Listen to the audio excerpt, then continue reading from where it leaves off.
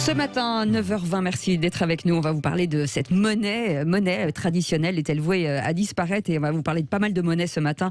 Ça s'appelle Le futur de la monnaie aux éditions Odile Jacob avec Michel Aglietta. Merci d'être avec nous. Bonjour. Bonjour. Vous êtes économiste, professeur émérite de l'Université Paris-Nanterre, conseiller scientifique au CEPI et à France Stratégie. Vous avez été membre de l'Institut universitaire de France et membre du Haut Conseil des finances publiques. Et on pourrait allonger le CV. Oui, il est long, il est long. Mais c'est important de poser. Avec Stéphane Moller aussi. Merci Stéphane d'être avec nous aujourd'hui, conseiller financier spécialisé en gestion de patrimoine, président de Via Wealth Management et chroniqueur bien sûr dans Conseil de famille chaque soir sur Sud Radio. Bienvenue. Oui, bonjour. Bon, est-ce que demain nous paierons encore nos achats du quotidien avec de l'argent traditionnel, hein? Je veux dire des pièces, des billets. Est-ce qu'il y aura une monnaie comme l'euro, le dollar?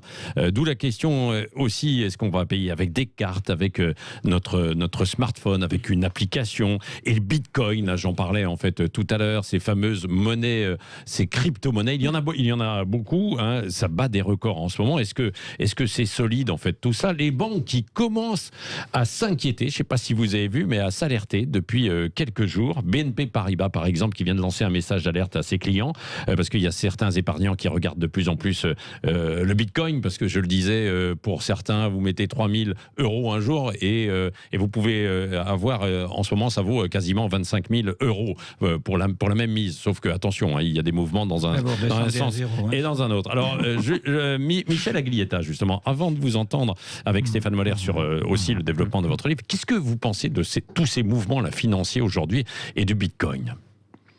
Oui, ce que je pense, c'est que les changements technologiques qui sont liés à l'économie digitale vont concerner la totalité des relations des individus au collectif et aux autres individus. Et en conséquence, c'est là pour rester. Oui. La question de fond, c'est quelle est leur nature vis-à-vis de la monnaie. Parce que la monnaie, c'est beaucoup plus fondamental. La monnaie, ça a 5000 ans. Hein. Et la monnaie, c'est une caractéristique essentielle, c'est ce qui fait le lien social. C'est peut-être l'un des principaux liens sociaux dans nos sociétés. Oui, ce que vous dites. Qui sont les sociétés de marché. Ouais. En conséquence, faire lien social, c'est si vous voulez, exprimer le collectif par rapport aux individus. Et donc, ceci constitue ce qu'on appelle la souveraineté. Ouais. Et les crypto-monnaies, le bitcoin, est-ce que vous considérez ça comme une monnaie, vous, justement? Alors, moi, je ne le considère pas pour les raisons qui sont liées au fondement essentiel de la monnaie, c'est-à-dire c'est un attribut de la souveraineté. Alors, ce qui est un attribut de la souveraineté, ça veut dire que la monnaie n'est pas un objet. La monnaie est un système, ce qu'on appelle le système de paiement. Et ce qui est crucial dans nos sociétés, toutes les sociétés de marché, c'est que c'est par le système des paiements que la valeur, ce qu'on appelle la valeur, c'est-à-dire une certaine quantité de monnaie, eh bien, est réalisée. Et que par conséquent, à travers les paiements, les individus sont reliés à la société dans leur ensemble. Et à travers les paiements, il se passe quelque chose de très important, c'est que la société, dans son ensemble, c'est ça, reconnaît dans cette valeur après paiement, et après paiement, ce qu'on appelle finalisé, eh bien que nous lui avons apporté quelque chose par notre activité, et elle nous le rend. Donc c'est un lien entre le collectif et l'individuel. C'est-à-dire, contrairement à ce que pensent beaucoup d'économistes qui considèrent que la monnaie est neutre et n'a pas d'importance, c'est que pour eux, le collectif n'existe pas. Il y a un homo economicus, un individu qui a une utilité en tant que tel, mais il n'est pas lié à la société. Et si vous voulez, vous dites c'est le ciment de nos sociétés. C'est le ciment de la société de marché. C'est le ciment des sociétés de marché. Alors, Stéphane Moller, qu'on explique, parce qu'il y a certains auditeurs qui se disent peut-être « Oh là là, mais j'y comprends rien, on parle toujours en fait justement du bitcoin ». Comment ça fonctionne alors? Comment ça marche pour poursuivre ce que disait très justement Michel Aglietta à l'instant? C'est là où il y a un autre regard qui est intéressant sur la même chose en lui donnant une définition très légèrement différente. En fait, tous ces crypto-actifs, donc vous noterez qu'on n'appelle pas ça des crypto-monnaies, mais des crypto-actifs. Alors oui, c'est ça. Hein, tous ces crypto-actifs, ils sont émis de façon décentralisée. C'est-à-dire, en fait, un groupe d'individus décide un jour de créer un actif. Et tout l'enjeu pour ce groupe d'individus est de faire en sorte que cet actif se voit approprié par d'autres personnes pour payer, pour être échangé contre autre chose. Alors, je vous arrête deux secondes. C'est quoi cet actif alors? Parce que justement, là, les gens vont bien comprendre en définissant ce que disait Michel Aglietta tout à l'heure, que oui, c'est pour échanger en même temps. Voilà, donc c'est une maison, c'est une voiture, ça sert effectivement, ça régit nos échanges dans la société. C'est ça qui est absolument passionnant. Mais prenons l'exemple. Quand une entreprise émet une action, en contrepartie de cette action, il y a une valeur de passif, il y a une valeur de la société. C'est la même chose pour une obligation.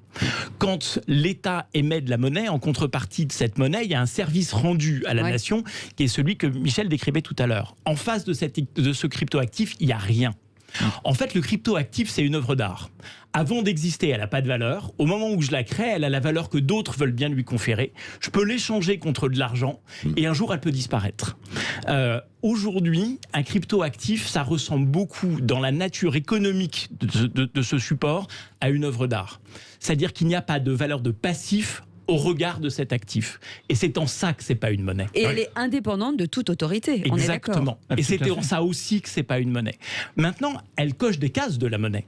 Parce que si elle est collectivement acceptée comme rentrant dans un système d'échange, c'est-à-dire que si, quand vous me vendez une voiture, vous acceptez l'idée que je vous paye en bitcoin, alors ça coche des cases de la monnaie. Mais pour autant, alors ce qui est très intéressant, c'est que au regard de la population, ça coche des cases de la monnaie, mais au regard de l'État, ça ne coche pas les cases de la monnaie. Et c'est très intéressant. Pourquoi? Parce que là, il ne peut pas y avoir de régulation de la part de l'État avec les taux, la politique des taux, avec tout ce qu'on connaît, une fiscalité autour, Michel Aglietta. Ça échappe en fait tout ça, quoi. En fait, c'est un monde sauvage, si je puis dire, quoi. Le Bitcoin. Pour les bitcoins. Et les crypto-devises, oui. Oui, parce que, justement, ce n'est pas la contrepartie d'une dette. Et donc, c'est quelque chose qui est évanescent, si vous voulez. Hein. Le point crucial, c'est que la monnaie est émise comme dette. Et émise comme dette, elle a comme contrepartie d'être un actif qui est reconnu par... Il faut beaucoup de choses. Hein. Une unité de compte officielle, mais officielle, ça veut dire qu'elle est légale. Et puis, un système de paiement, c'est-à-dire, vous avez une hiérarchie, et vous avez une entité qui est le représentant, en quelque sorte, du souverain dans la monnaie qu'on appelle la banque centrale. Et cette hiérarchie fait que le système de paiement permet ce qu'on appelle la finalité des paiements, d'être sûr qu'un paiement est vrai.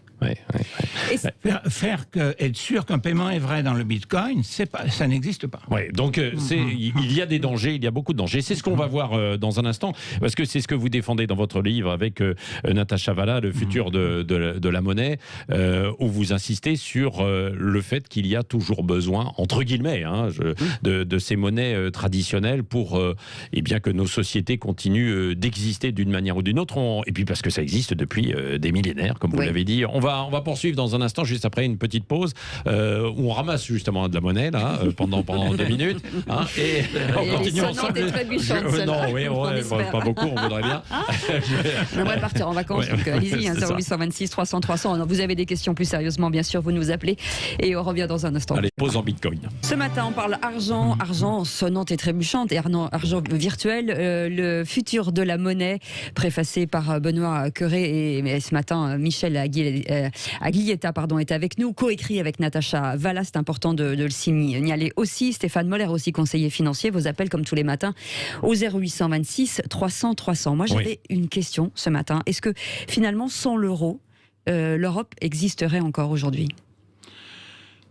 L'Europe en tant qu'unité essayant d'avoir une certaine forme de souveraineté, si je veux dire, partielle, puisque l'euro est défini par un traité quand même. Donc, et c'est le traité traduit au niveau européen qui n'a pas d'État, la forme de souveraineté minimale qui permet d'exister.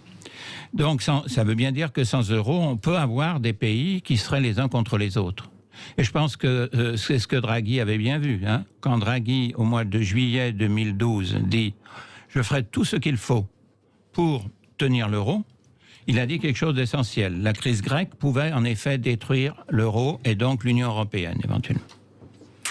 Alors, venons-en donc sur le fonctionnement justement du Bitcoin. Avant de prendre des auditeurs et tout avec vous, Stéphane Moller et Michel Aglietta. Michel Aglietta, vous dites attention quand même par rapport justement au Bitcoin. Il faut savoir comment ça fonctionne avec le blockchain. Revenez sur les réserves que vous avez par rapport à ça. Oui, je dis ça parce que ce qui compte, c'est les différentes formes de monnaie. Hein, d'abord. Ouais. Donc, vous avez dans les systèmes qui existent aujourd'hui et qui sont hiérarchisés pour les raisons qu'en avons indiquées, la monnaie exprime une certaine dimension de la souveraineté.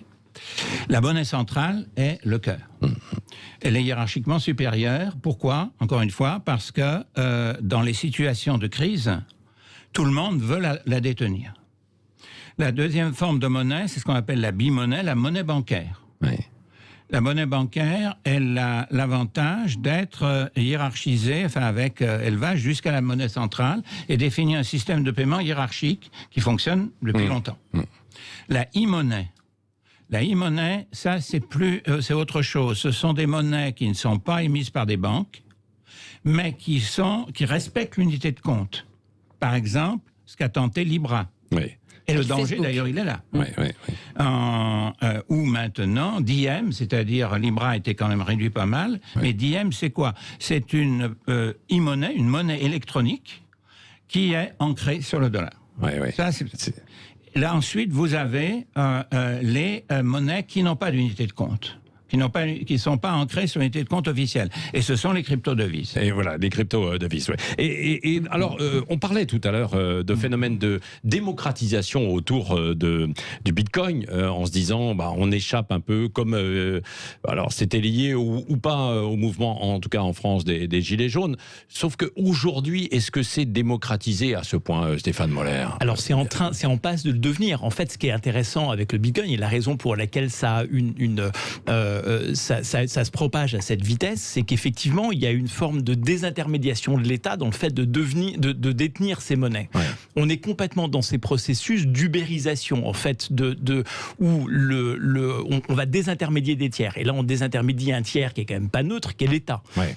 Dans le fait de dire... L'État, les banques, au passage. Oui, l'État, dans son système souverain d'émission de la monnaie, où là, on est en train de dire, nous, le peuple, on peut émettre et détenir notre propre monnaie. Alors, pour l'instant, c'est vu avec une certaine, on va dire presque bienveillance, clémence de la part des États, mais ça va à un moment ou à un autre être régulé. Ouais. Et ça va devenir une vraie problématique, c'est de savoir comment est-ce que les États vont réagir face à ça. Est-ce que, Michel Aglietta, c'est si simple que ça, et si démocratique que ça, le Bitcoin, à travers la blockchain, etc. Là, c'est un peu plus compliqué, quoi, derrière. Justement, c'est parce que le processus de production de la monnaie, de cette devise, si vous voulez, qui s'appelle la blockchain, et il y a deux sortes de blockchains possibles. Hein. Ce qu'on appelle les blockchains permissionnées, c'est-à-dire un ensemble d'intermédiaires, au lieu de passer par la forme standard de création monétaire et de leur lien à la Banque centrale, etc., le font à travers la blockchain. Oui. Et donc ça, c'est tout à fait possible, hein, je veux dire. Et c'est utilisé notamment des investisseurs financiers qui constituent des groupes d'opérateurs, peuvent utiliser la blockchain pour faire des liens entre eux, c'est-à-dire des échanges entre eux, quoi. Des échanges. Ouais.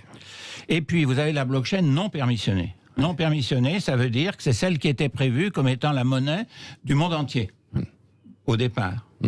Or, ce qui se passe, c'est que la blockchain est un système très complexe et que créer de nouveaux bitcoins qui soient vérifiés comme étant vrais et qui ne sont pas des faux bitcoins est un processus compliqué.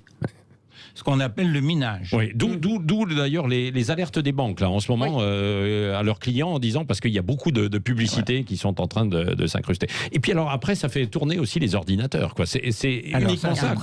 L'autre aspect, c'est-à-dire que c'est de véritables usines maintenant d'ordinateurs liés entre eux, fonctionnant 24 heures sur 24, 7 jours sur 7.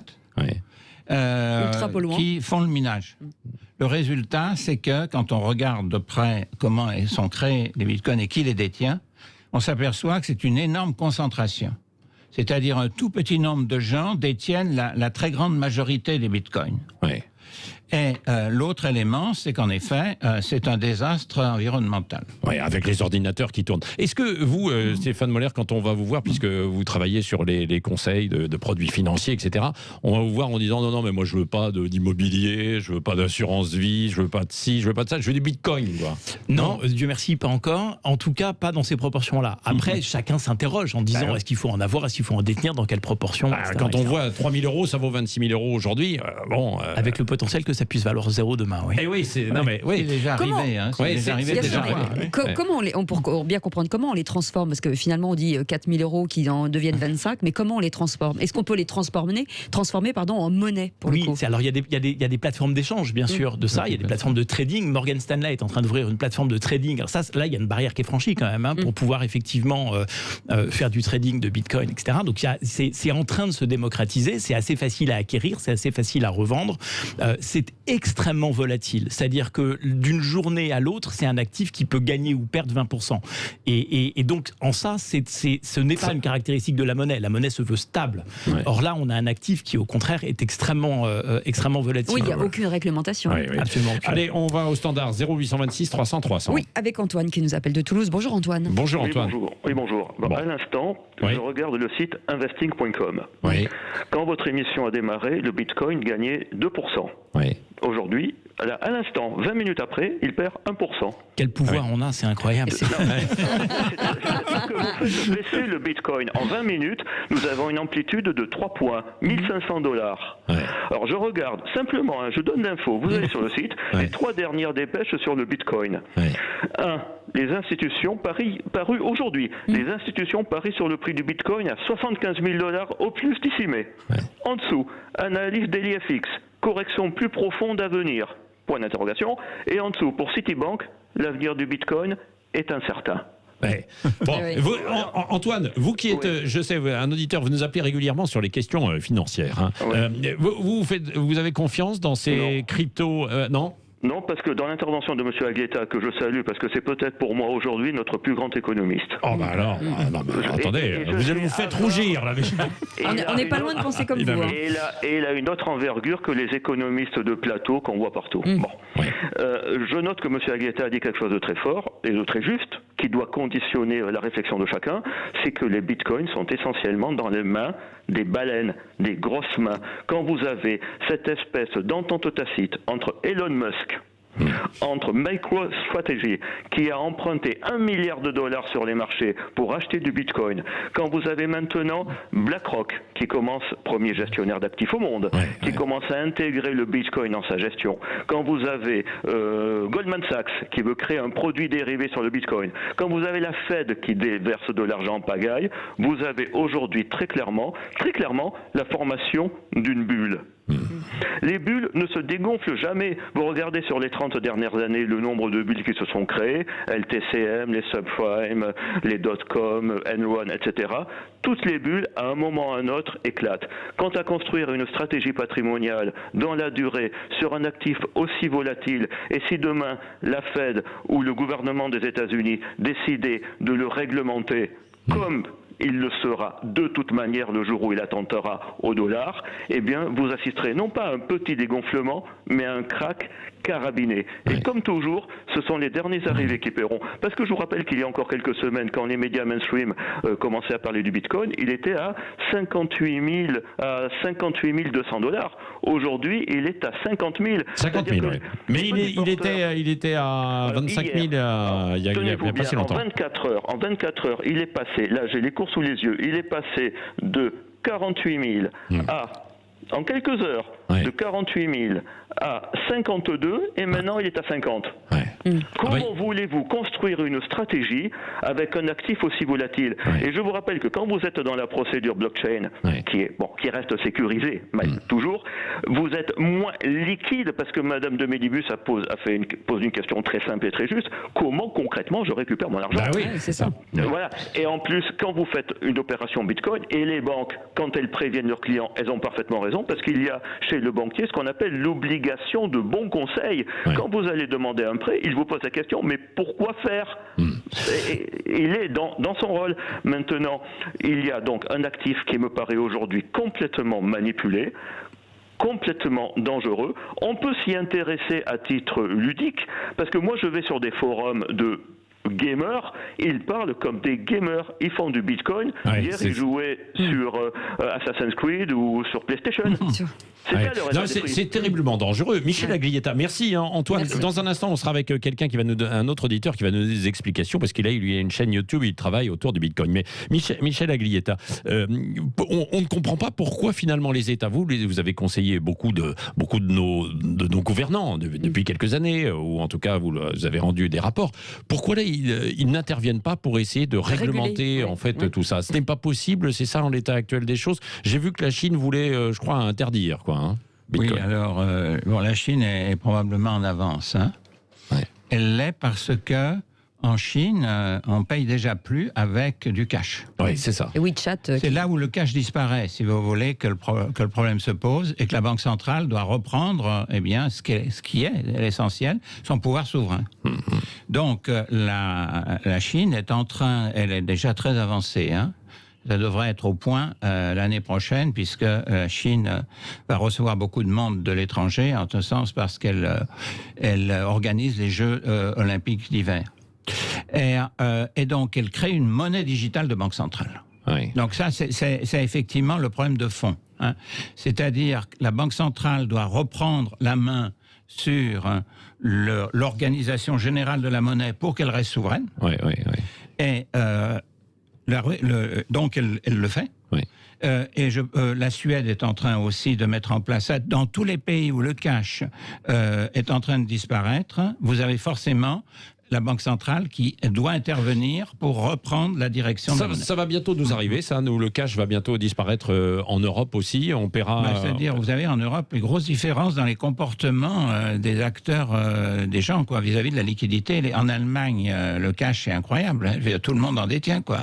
Et même des gros montants. Je ne parle pas de l'Italie. Bon, voilà, vous avez encore des gros montants, quoi. Non, on est très loin d'une disparition du cash. Mais est-ce que ça va déstabiliser le marché mondial? Parce que si certains payent avec une certaine monnaie et pas les autres, ça va être compliqué. Alors, ce qui va être compliqué, c'est en effet les relations internationales. Puisque cette monnaie digitale de banque centrale, dans les conditions actuelles, est prévue pour être une monnaie purement domestique.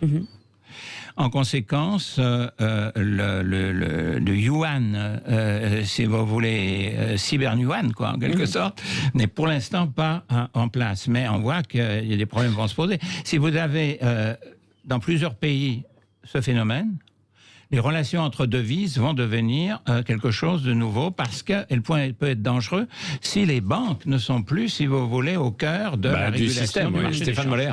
En fait, il y a des pays qui ont commencé à basculer vers les cryptoactifs. C'est-à-dire qu'on voit que quand il y a eu cette crise incroyable au Liban, il y a eu une résurgence de l'utilisation du Bitcoin comme moyen de paiement parce qu'il n'y en avait pas d'autre. On pourrait parfaitement imaginer que si la crise grecque se profilait aujourd'hui et arrivait aujourd'hui, une économie parallèle se mettrait en place en utilisant le Bitcoin puisqu'on ne pouvait plus aller retirer de l'euro au guichet bancaire pour payer sa baguette de pain. Donc en fait, l'énorme paradoxe de ces crypto-devises ou cryptoactifs, c'est qu'ils se développent sur les crises.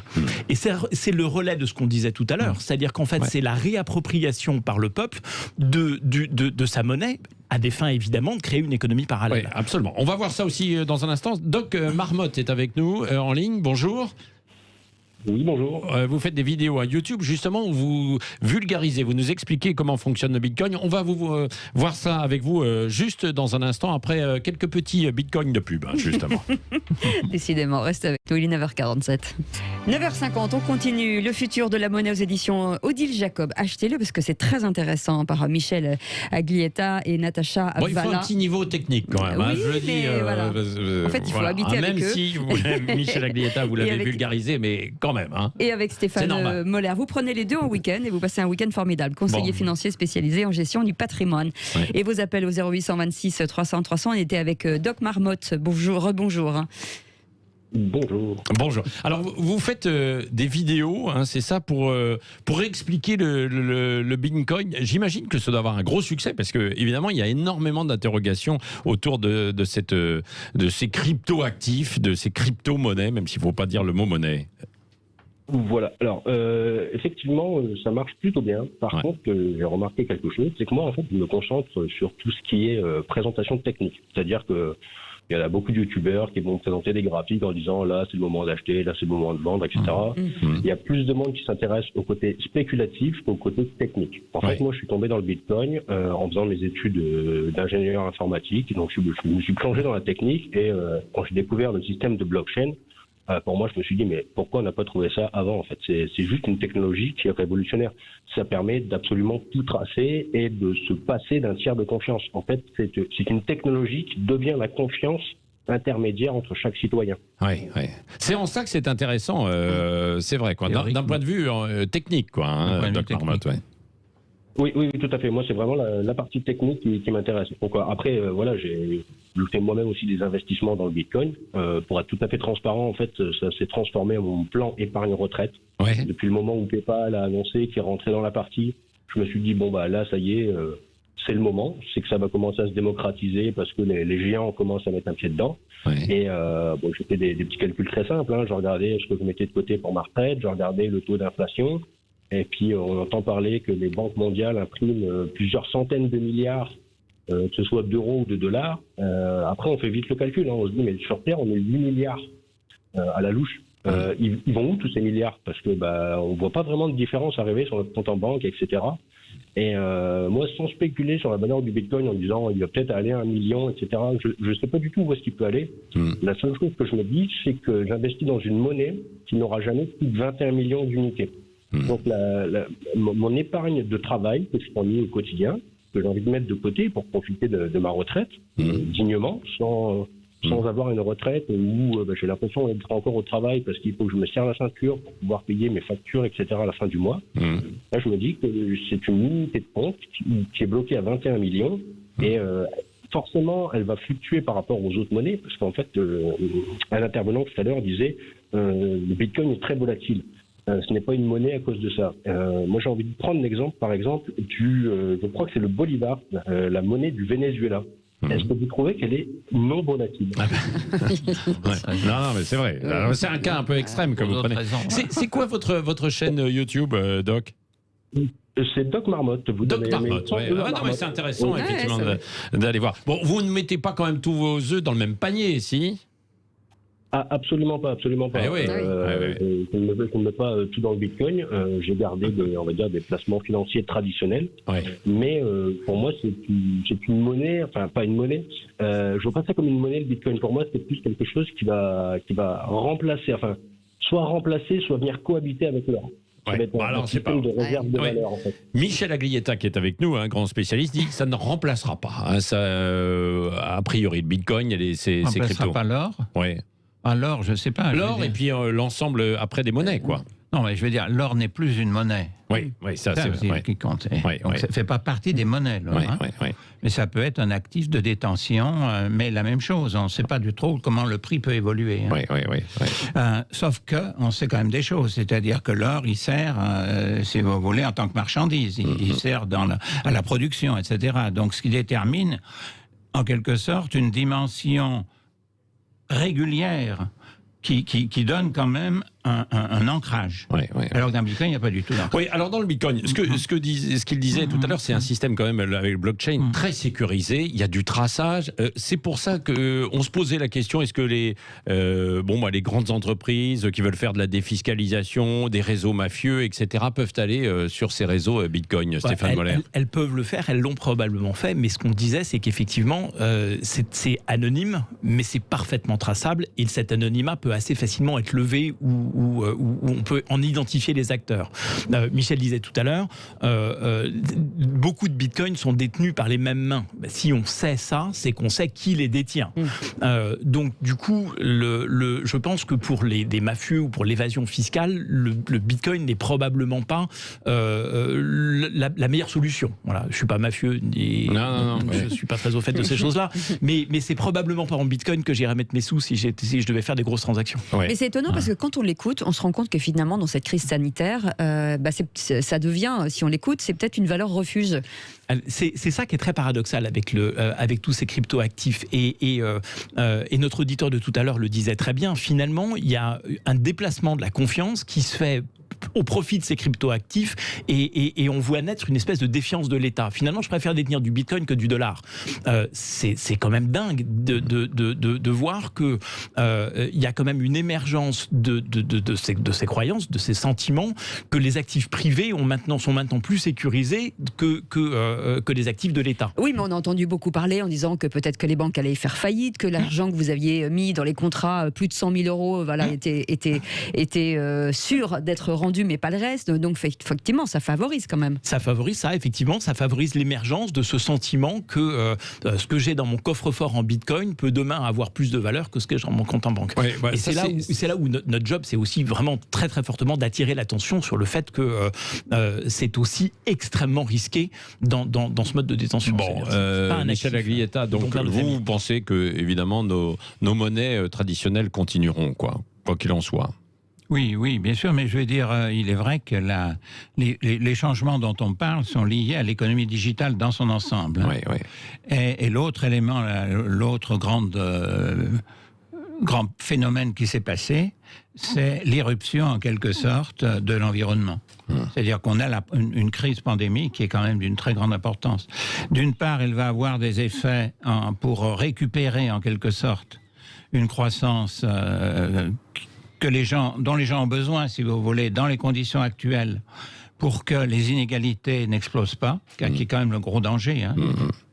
Et d'autre part, ceci peut entraîner des perturbations considérables dans la macroéconomie dans les années qui viennent, même si on a fait un certain nombre de simulations pour dire qu'on peut s'en sortir malgré tout. Mais le point important et quand même positif, c'est que les banques, qui étaient à l'origine de la crise de 2008, au contraire, ont été régulés. Voilà, c'est toute la question, vous voyez, c'est le problème d'être régulés. Ont été régulés à partir de 2010 et maintenant les banques sont assez solides. Et donc on peut s'appuyer sur les banques pour relancer le crédit d'une manière standard, que j'ose dire, et de façon à faire repartir la croissance. Donc voilà un peu mais le risque de l'inflation, enfin vous voyez un peu les difficultés. Oui, absolument. Merci beaucoup Michel Aglietta. Il y aurait encore beaucoup à dire, mais déjà c'était particulièrement intéressant ce petit voyage au pays des monnaies et du bitcoin en passage. Merci Stéphane Moller. Oui, achetez ce livre, Le futur de la monnaie. Aux éditions d'Odile Jacob.